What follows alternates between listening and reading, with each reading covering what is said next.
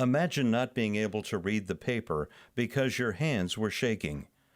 Imagine not being able to read newsprint as your world faded to black. The National Federation of the Blind, Newsline, Indiana.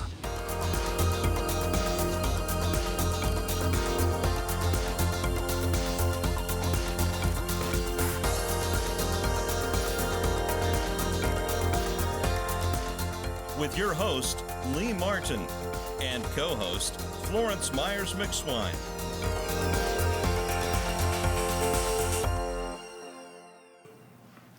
Welcome to this week's National Federation of the Blind Newsline Indiana show. And today we have a wonderful show scheduled for you. We have a wonderful guest.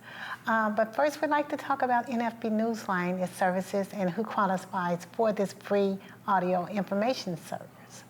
And Lee, would you like to talk about the service and how it assists the blind? Most certainly. You know, it is an exciting time for individuals that are blind and print challenged to have this great program that the National Federation of the Blind offers.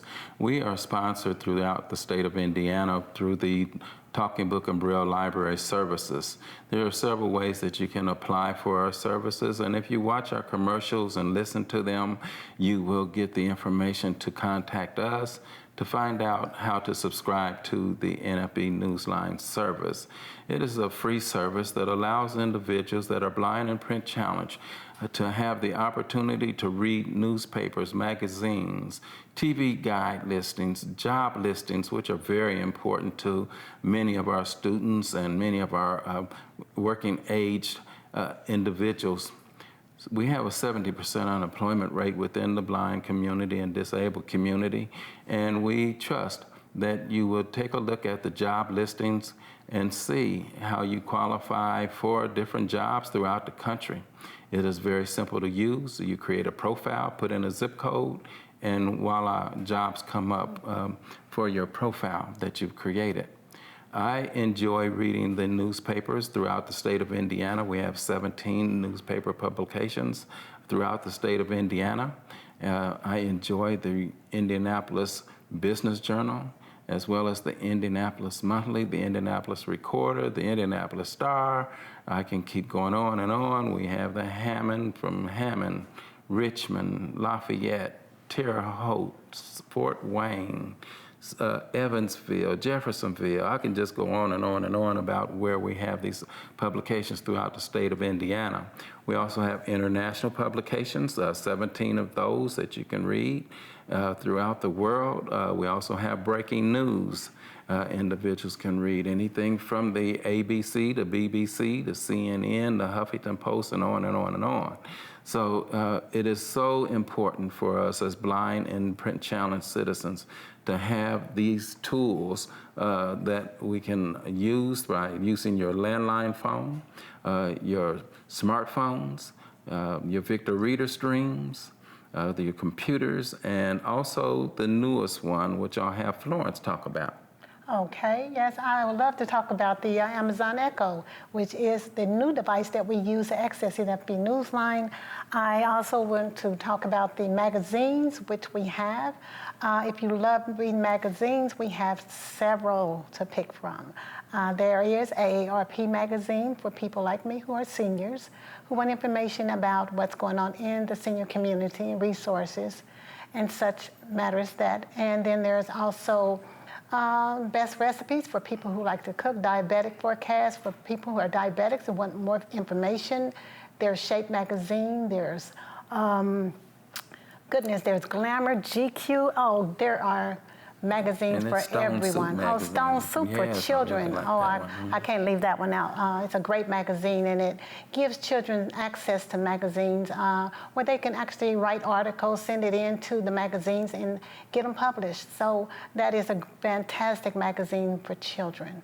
And I believe the average age for Stone Soup readers, Stone Soup writers, it says it's about the age of 12. So I love reading it as well. So there are great magazines to choose from. Yep, so from students, adults, youth, and seniors, there's something in NFB Newsline that'll draw your interest. So we're going to take a short pause, and we're going to come back with our guest. And please stay tuned and listen to our commercials and view those commercials and contact us to subscribe to the free service with the National Federation of the Blind, Newsline, Indiana.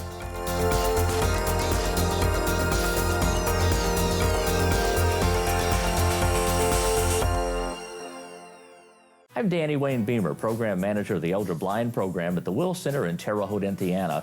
I introduce the NFB Newsline to seniors in 13 southwestern counties in Indiana. I also utilize the NFB Newsline for my radio station public affairs shows.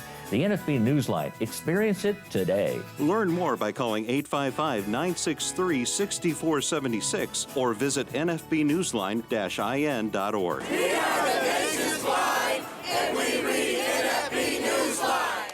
If you or someone you know is visually impaired or print challenged, the National Federation of the Blind has a resource you need. Wow, I scored a touchdown when I found sports on NFB Newsline.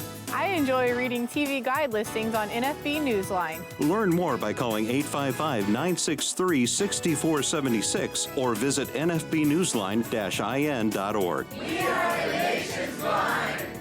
We read NFB Newsline. It's free.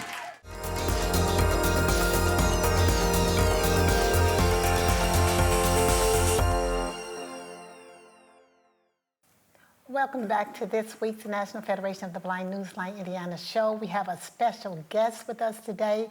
We have Miss Susan Jones. And Susan, welcome to our show today. Thank you so much. It's such a pleasure to be here with you. Susan, it's always a pleasure to have you in our presence. Particularly, I enjoy you in my presence. And I just glean so much from you each time I'm in your presence. Just want you to know that. Now, We all do. now, you're the secretary for the Indiana chapter for the National Federation of the Blind in Indiana. Yes, for the Indianapolis chapter, Indianapolis correct. chapter. And you've been a member of the National Federation of the Blind for a number of years, haven't you? Yes, it's been a few. And tell me something. We know this is an advocacy organization, and we affect change in legislative issues as well as policies. What draws you to the National Federation of the Blind? And, just particularly, why are you a federationist? Well, I think for me, it's the empowerment that I get from hanging out with other blind people who are especially have professional and personal excellence in their lives. I learn so much all the time, and these people have really called me to be who I am and to be intentional about doing the best that I can. Now, you have been blind for how long? I've been blind since birth. Mm-hmm. So, being blind since birth, you want to share a little bit about your journey as a youth and how you have become such a successful woman throughout the years? Well, I was born blind, as I said, and I went to Perkins School for the Blind as a youth from actually first grade through senior high. Then I attended Beloit College in southern Wisconsin, majored in Spanish, and it took me about 3 years after college to be able to find a job, and vocational rehabilitation asked me to apply for a job with the Social Security Administration, with the federal government. So I went down to Fort Lauderdale, Florida, and went through a screening process. There were 33 of us, and I was one of 16 that made the grade. And then we were sent to Fort Lauderdale for 12 weeks to train for this job. And I was sent to Indianapolis then. So I've been here for 42 years. I worked for the Social Security Administration for 37 and a half years and retired in 2014. Okay. Susan, do you have any family here also in the Indianapolis area? Actually, no. My family's kind of all over the place. I've got people in Canada and Arizona and Texas and California, but nobody really nearby as far as blood family. All right. But I've got my Federation family and my church is here, and so this is home to me. All right. Okay. Now, are you an only child, or do you have any siblings? Oh no, I'm the second of 5, and Okay. all my siblings are sighted. Now, we know that as a Federationist, we know that Braille readers are leaders, and you've moved forward with reading Braille at a great capacity, I understand. Well, I wouldn't say I'm too much above average, but I do enjoy my Braille, and I grew up with it. Been reading it since first grade, so I'm, fairly proficient. Yeah, and I'm saying this is because we have viewers and listeners that are wondering, well, my goodness, how does a blind person get a job working with Social Security? And, literacy matters to us as well as blind citizens. We know we have to be on a competitive level, and education is very essential to us as well. So your education, did you attend the Indiana School for the Blind, or were you in mainstream schools, or what? No, I went to Perkins School for the Blind in Perkins School. Watertown, Massachusetts. Okay, and that's for youth, right? And adults? Well, it's through high school. Mm-hmm. So I graduated from there in 1969. In fact, this weekend coming up is my 50th anniversary of my high school graduation, so I'm very excited about that. I'm heading for Boston in 2 days. All right. Sound okay. like you have your party lights on. So let's talk a little bit about the National Federation of the Blind Newsline. How long have you been a subscriber for the NFB Newsline? I've kind of lost track, but it's been a while. Been probably 20 years, maybe longer, 20, 30.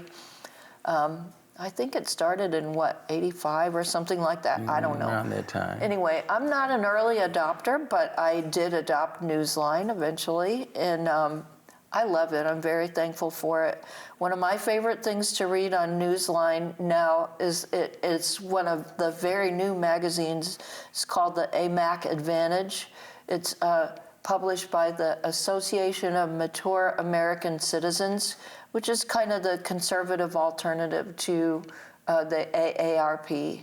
But they put out a pretty good magazine quarterly, and so I enjoy that. And this morning I was reading some articles in Future Reflections, which is a magazine for parents and teachers of blind children. I am one of the teachers in our Bell Academy that's coming up in a couple of weeks, and so I'm always wanting to glean ideas about how to make things relevant for blind kids and how to help them to adjust to a sighted world much as I have. Okay. Now, you mentioned Bell Academy, the acronym. Can you... Yes. BELL stands for Braille Enrichment for Learning and Literacy. All right. And you mentioned the children, so along with that, I just wanted to put this in. What are the ages for the children attending Bell Academy? Generally ages 4 to 12. All right. And they're learning a lot of things. Yes, we work with them on their Braille reading and writing skills. Some of them have never had Braille in public school because the school doesn't think they need it, or they don't have a teacher that's proficient in Braille. By law, they are required to provide these things, but it doesn't always happen as we would like. And so we work with them on their Braille reading and writing skills. We take them out on the playground. We take them on field trips. We teach them cooking skills. We work with other skills such as socialization and game skills and traveling with a long white cane. We teach them about library services and Newsline and things that they need to know. to grow into successful adults. So when is the Bell Academy for Indiana? It will be the last week of June, June the 24th to the 28th. And do you know where that's going to be held at? It will be held here in Indianapolis at 4626, oh dear, I can't remember the address. Anyway. East Washington Street, I believe. It's at a church. And we'll throw that information on the screen so Yes, people okay. know exactly where Sounds it's at good. and all that, okay? Now, as a Braille reader, how do you think that impacts the lives of individuals that are maybe sitting at home, or maybe they may have a family member or friend that wants to know more about this service? How do you think that would impact their lives, individuals' lives that can't read print right now? Well, we have a lot of audio content out there, and I know people who have become blind and never learned Braille for years and years, but I can tell you from experience that a lot of audio gets by me. If I'm reading Braille, I'm interacting. I get to put my own voice to the text, if you will. And I think it's very significant to learn how to read Braille. We would never countenance a school that would not teach children how to read and write print. If they said, "Oh, you don't need books, you don't need paper anymore because you can listen to everything," we would never stand for that. So why should we accept that our blind children are being raised to be illiterate? They don't know how to spell. They don't know what formatting looks like. They don't understand the fine points of reading good literature for yourself. And so with the grade 1 Braille, grade 2 Braille, there's also another Braille that just came out. Grade 1 is better known as uncontracted Braille. And what we used to call grade 2, well, now we're into Unified English Braille. It has the contractions. And if you're learning Braille, you can borrow books out of the library that are in uncontracted Braille to help you to build your speed and your proficiency. And then as you learn, then you can get books in contracted Braille, and you can learn by context what the contractions are. So we're going to take a short break, and we're going to come back and learn more as we talk with Ms. Susan Jones. So stay with us.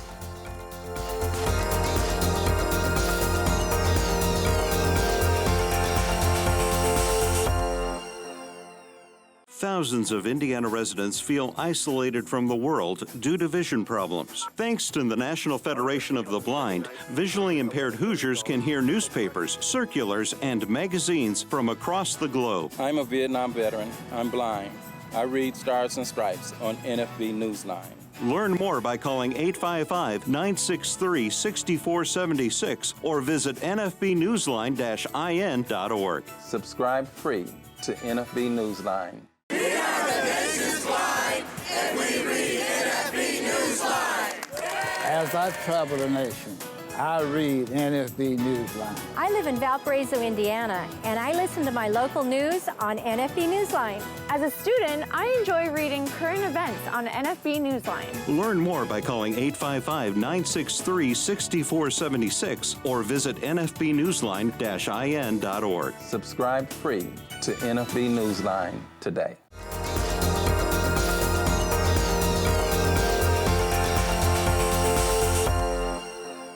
Well, welcome back to the National Federation of the Blind Newsline Indiana show. We're talking with our guest today, Ms. Susan Jones. And Susan, we were talking before we went to break about the Bell Academy. And it's going to be the end of this month. Can you give us a little bit more information on it? Yes, BELL stands for Braille Enrichment for Literacy and Learning. And we will have our Bell Academy at the end of this month here in Indianapolis. And if you have a blind child ages 4 through 12 or know of one that could benefit from some enrichment and social interaction with blind and sighted adults, as well as other blind children, you can contact us in order to sign up for Bell. But hurry, because it's June 24th to the 28th, so we will want to get the child enrolled and set up right away. Okay, and how do we contact individuals for the Braille program? Probably the best thing to do is email Barb Dosch, D-O-S-C-H, b-dosch@icloud.net, and she is the one in charge. Or you can go to the National Federation of the Blind website, nfb.org/Bell, and check out the Bell Academy information on our website. That's great information. So, I have enjoyed going to the Braille program, and it is very encouraging to see young children learn the cooking methods of cooking, cane travel, mobility, and orientation, reading Braille and touching the Braille for some of them for the first time. And you guys just do such a great job. We as an organization have Braille throughout the country, almost in every state, don't we? Yes, we do have Bell Academies in almost all of the states. Mm-hmm. So we just encourage you to go visit the nfb.org as well to learn more about the National Federation and some of our training that we have throughout the country, as well as our conventions.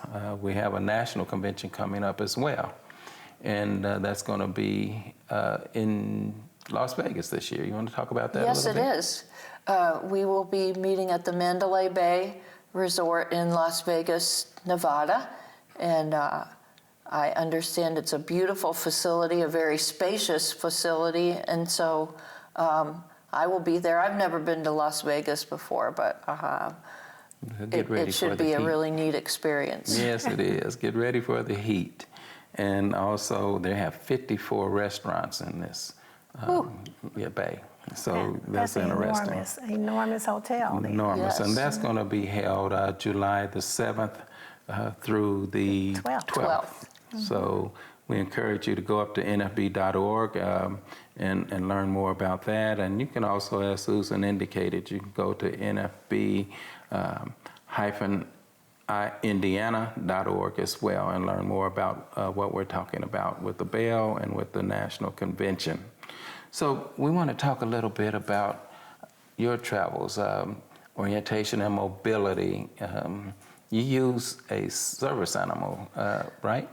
Yes, correct. I've been traveling with guide dogs for about half of my life. Right now I'm between dogs. My former dog, Liza, retired, and she is happy and having a great time, and I am waiting until I get matched with another dog.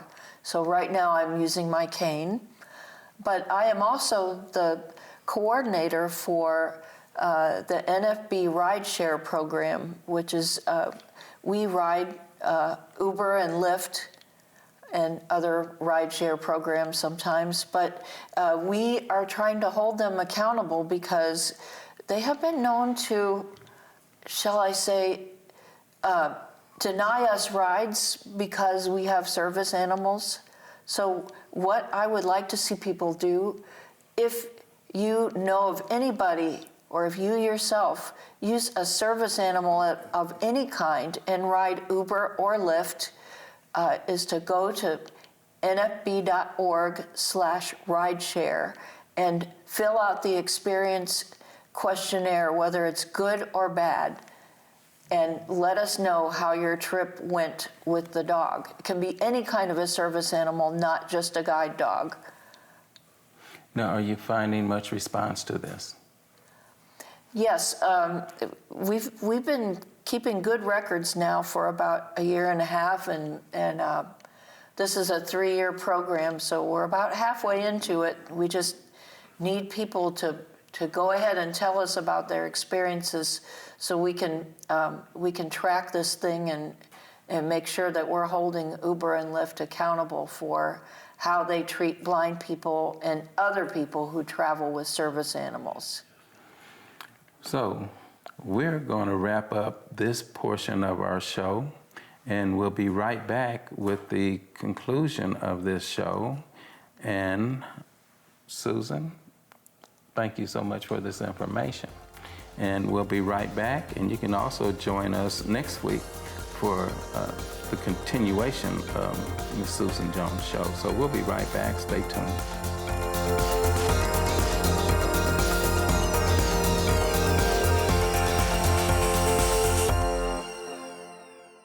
The National Federation of the Blind knows that blindness is not the characteristic that defines you or your future. Every day we raise the expectations of blind people because low expectations create obstacles between blind people and our dreams. You can live the life you want. Blindness is not what holds you back.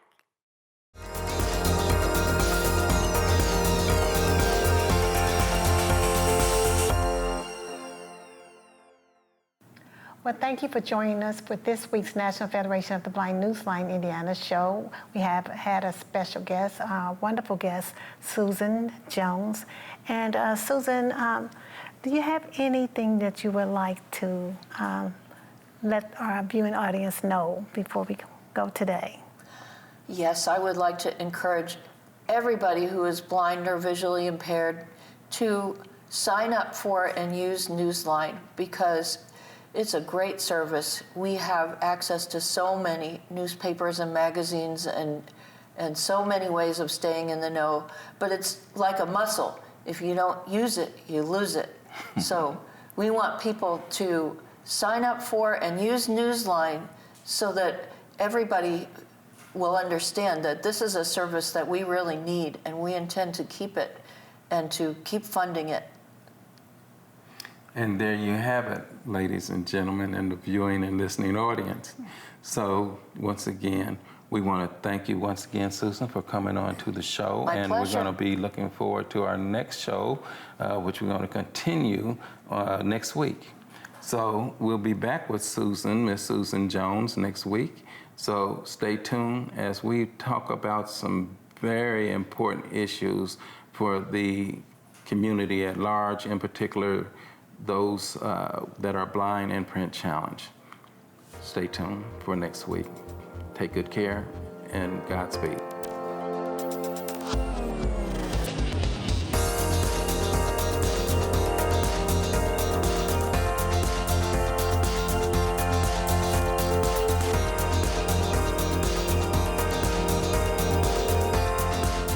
The National Federation of the Blind, Newsline, Indiana. For more information, go to nfb-in.org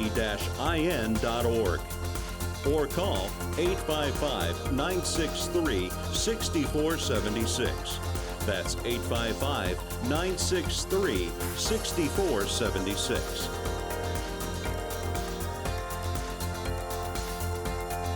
The National Federation of the Blind encourages you to live the life you want.